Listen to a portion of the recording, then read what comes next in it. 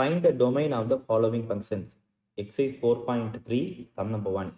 Domainனா x value.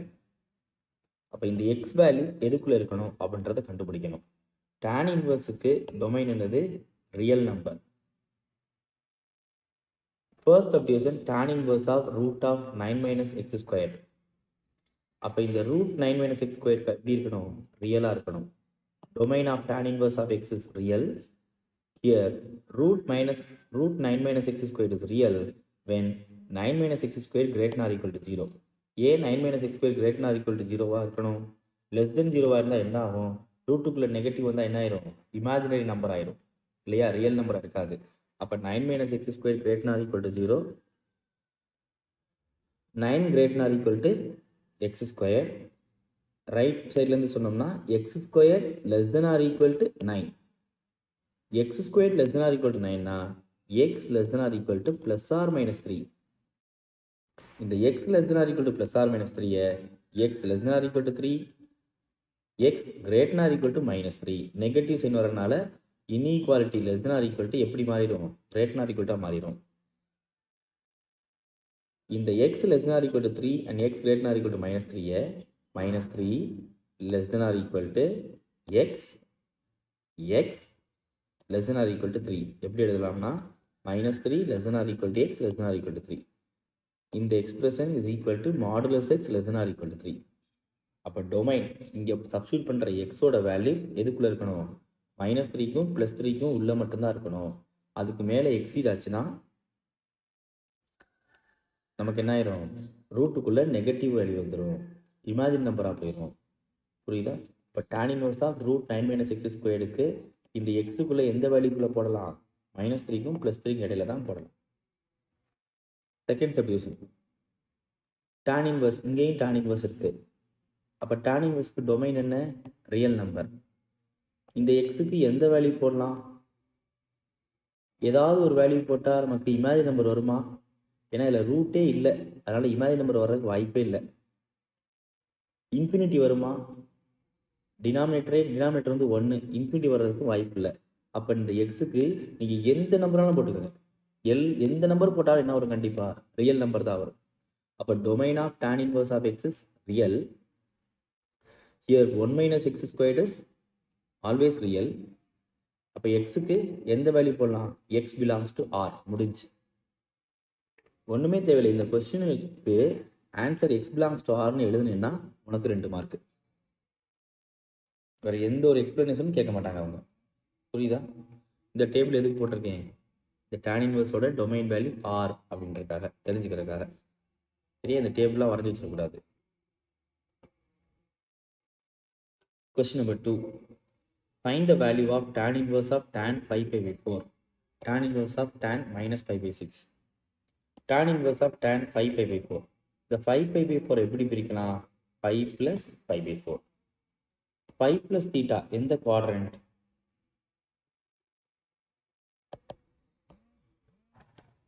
theta 5 minus theta 5 plus theta எந்த quadrant, third quadrant. Third quadrant எது positive, ASTC, tan is positive. அப்போ tan of 5 plus pi by 4 tan pi by 4. tan inverse tanனும் cancel, pi by 4. tan inverse tanனும் cancel. எப்போ cancel ஆகும்னா இந்த pi by 4 இந்த இங்கே இருக்கிற வேல்யூ மைனஸ் pi by 2க்கும் ப்ளஸ் pi by 2க்கும் இடையில இருக்கணும். அப்போ pi by 4 minus pi by 2க்கும் ப்ளஸ் pi by 2க்கும் இடையில இருக்கு இல்லையா, அதனால் tan inverse tan கேன்சல் பண்ணி நம்ம pi by 4ன்னு போட்டலாம்.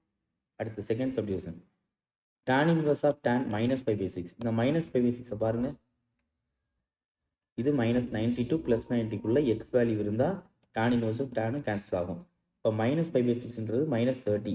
minus 30 வந்து minus 90க்கும் plus 90க்கும் இடையில இருக்கும். அப்போ ஸ்ட்ரைட்டாக கேன்சல் பண்ணிட்டு என்ன போட்டலாம், minus pi by 6 போட்டலாம்.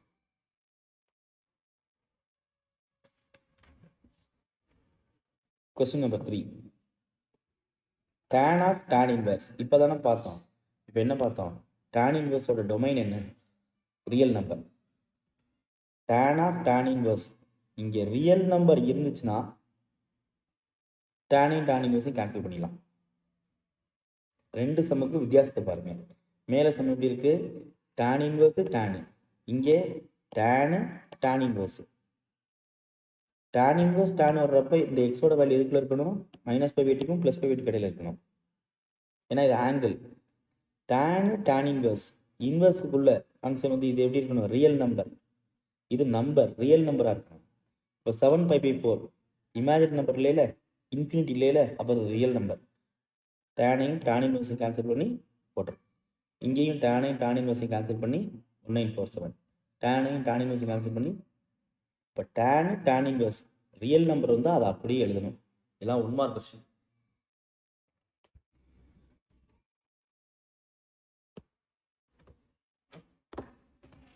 Question number 4. First subdivision. Tan of cos inverse of 1/2 minus sin inverse of -1/2. Cos inverse of 1/2 ஓட வேல்யூ நமக்கு தெரியும். காஸ்க்கு எப்போ 1/2 கிடைக்கும், 60. அப்போ cos inverse of 1/2 60 π/3. sin inverse of -1/2. sin inverse of 1/2 வந்து π/6. -1/2ன்றது -π/6. 60 minus to minus plus 30. 60 plus 30 எவ்வளவு, 90. tan 90 infinity. First subdivision over. Second subdivision important 3 mark question. Second subdivision third subdivision கொஞ்சம் கவனமாக கவனிங்க. sin of tan inverse of 1/2 minus cos inverse of 4/5. இது என்ன ஃபார்மெட்டில் இருக்குன்னா, sin of a minus b. sin of a minus b formula என்ன, sin a cos b minus cos a sin b. sin of a க்கு பதில tan inverse of 1/2, b க்கு பதில cos inverse of 4/5 அப்படியே substitute பண்ணணும். a க்கு பதில tan inverse of 1/2, b க்கு பதில cos inverse of 4/5. இந்த a க்கு பதில tan inverse of 1/2, b க்கு பதில cos inverse of 4/5 அப்படியே சப்ஸ்டிட் பண்ணுறோம். இப்போ இந்த tan inverse of 1/2 இருக்கு இல்லையா, இதுக்கு ஒரு right angle triangle. tan inverse of 1/2 tan theta equal to 1/2 ஒரு ரைட் ஆங்கிள் ட்ரையாங்கிள் போட்டுட்டு இந்த ஆங்கிள் தீட்டா. tan தீட்டாவோட ட்ரிக்னாமெட்ரிக் ரேஷியோஸ் என்ன, ஆப்போசிட் பை அட்ஜசன்ட். அப்போ இது ஆப்போசிட் சைடு, இது என்னது அட்ஜசன்ட் சைடு. அப்போ ஆப்போசிட் 1 adjacent 2 hypotenuse என்னவா இருக்கும், hypotenuse squared is equal to opposite square plus adjacent square. படிச்சிருக்கோம்ல. அப்போ opposite square 1 square, adjacent square 2 square.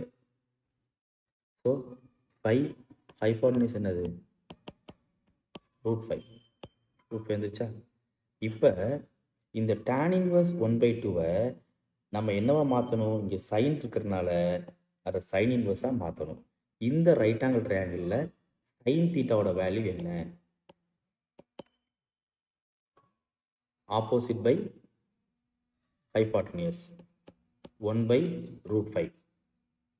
அப்போ tan inverse 1/2 ஓட வேல்யூ என்னது, சைன் இன்வர்ஸா 1/√5. புரியுதா.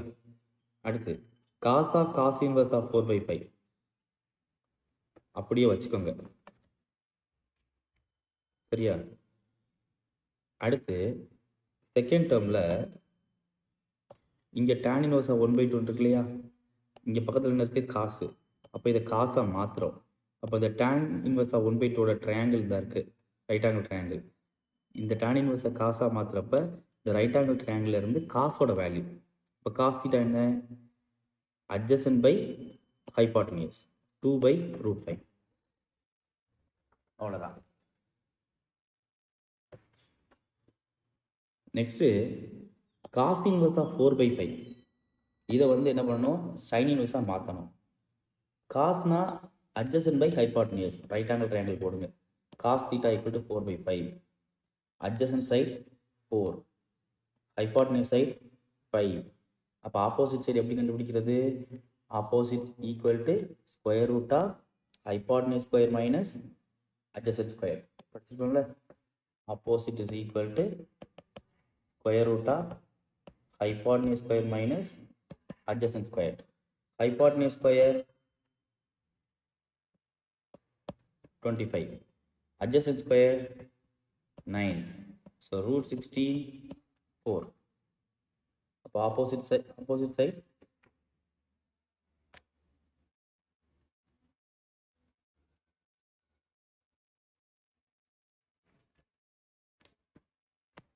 sorry, adjacent side 16, 9, 3.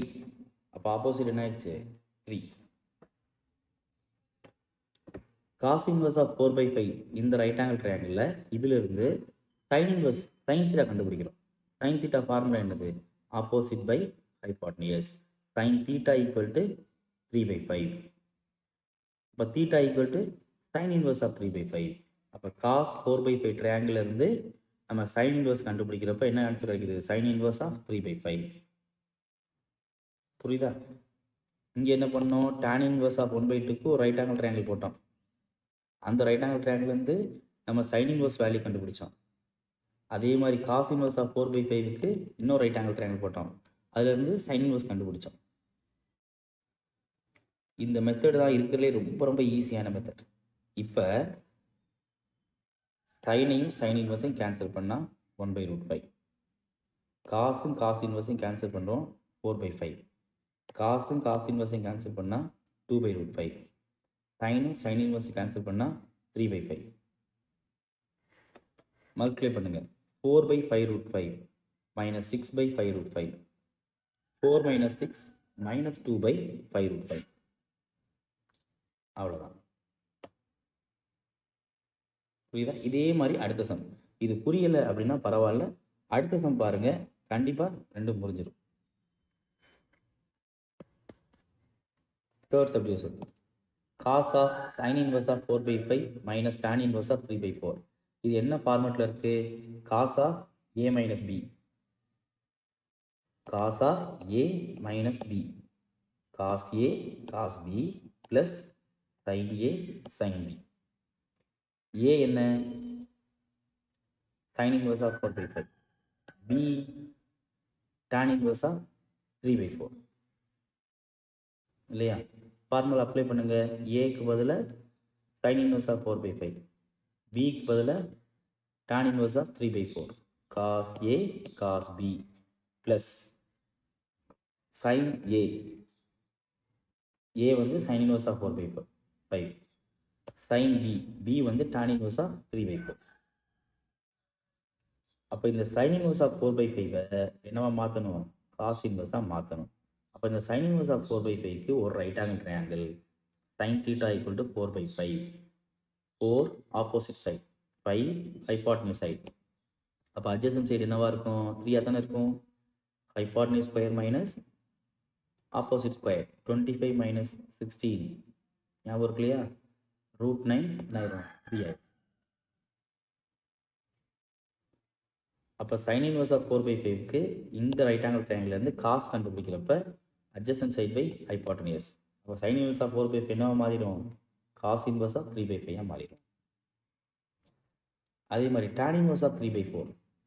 tan inverse of 3/4 அதுக்கு ஒரு ரைட் ஆங்கிள் ட்ரையாங்கிள் போடும். Opposite side 3, hypotenuse side 4. அப்போ adjacent side opposite side 3, adjacent side 4. அப்போ ஹைபாட்னியூஸ் சைட் 5. அப்போ tan inverse of 3/4 right angle ட்ரையாங்கிளில் காஸ் கண்டுபிடிங்க. காஸ் என்னது? adjacent side by hypotenuse. இப்போ காஸ் இன்வர்ஸ் ஆஃப் 4/5. இங்கே சைன் இன்வர்ஸ், சைன் இன்வர்ஸ் தான் இருக்குது, அப்படியே வச்சுக்கோங்க. அடுத்து tan இன்வர்ஸ் ஆஃப் 3/4. 3/4 இருக்குல்ல, tan இன்வர்ஸ் ஆஃப் 3/4. அதுலேருந்து என்னவா மாற்றணும்? இங்கே சைன் இருக்கிறதுனால சைன் இன்வர்ஸ் வேணும். அப்போ இந்த tan 3/4 ரைட் ஆங்கிள் ட்ரையாங்கிள்லேருந்து sine value opposite by hypotenuse. இப்போ சைன் இன்வர்ஸ் 3/5. வழக்கம் போல் சைன் இன்வர்ஸை காஸ் இன்வர்ஸாக மாற்றிட்டோம். tan இன்வர்ஸை ரைட் ஆங்கிள் ட்ரையாங்கிள் யூஸ் பண்ணி காஸ் இன்வர்ஸாக மாற்றினோம். இந்த tan இன்வர்ஸை சைன் இன்வர்ஸாக மாற்றிட்டோம். இப்போ cos inverse cancel, cos inverse cancel பண்ணிட்டோம். 3/5 into 4/5 plus 4/5 into 3/5. 12/25 plus 12/25, 24/25. இதான் ரொம்ப ரொம்ப ஈஸியான மெத்தட், எந்த ஃபார்முலாவும் யூஸ் பண்ணாமல் செய்கிறது. புரியுதா?